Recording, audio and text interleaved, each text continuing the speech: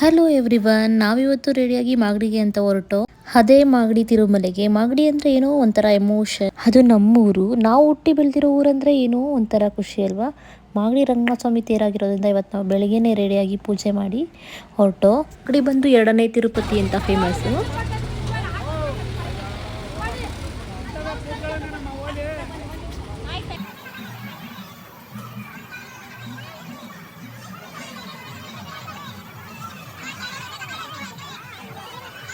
ಸಖತ್ ಕ್ರೌಡು, ಜನಗಳ ಜಾತ್ರೆ ಅಂತಲೇ ಹೇಳ್ಬೋದು. ಅಕ್ಕಪಕ್ಕ ಅಂತೂ ಅದು ಇದನ್ನು ಶಾಪಿಂಗ್ ಸಖತ್ತಾಗಿ ಮಾಡ್ತಾಯಿದ್ರು.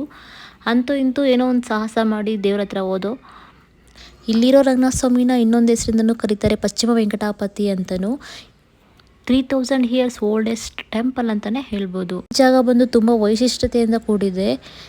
ಈ ಮಾಗಡಿನ ಎರಡನೇ ತಿರುಪತಿ ಅಂತಲೂ ಕರೀತಾರೆ. ಯಾಕಂದರೆ ಮಹಾವಿಷ್ಣು ಸಾಲಿಗ್ರಾಮವಾಗಿ ಪ್ರತ್ಯಕ್ಷಗೊಂಡಿರೋ ಜಾಗ ಅಂತಲೇ ಹೇಳ್ಬೋದು. ಇಲ್ಲಿನ ಸಾಲಿಗ್ರಾಮದ ವಿಶೇಷತೆ ಏನಪ್ಪ ಅಂದರೆ, ಸಾಲಿಗ್ರಾಮಕ್ಕೆ ಮಾಡೋ ಅಭಿಷೇಕದ ನೀರು ಎಲ್ಲೋಗುತ್ತೆ ಅಂತ ಇಲ್ಲಿವರೆಗೂ ಯಾರಿಗೂ ಕೂಡ ಗೊತ್ತಿಲ್ಲ.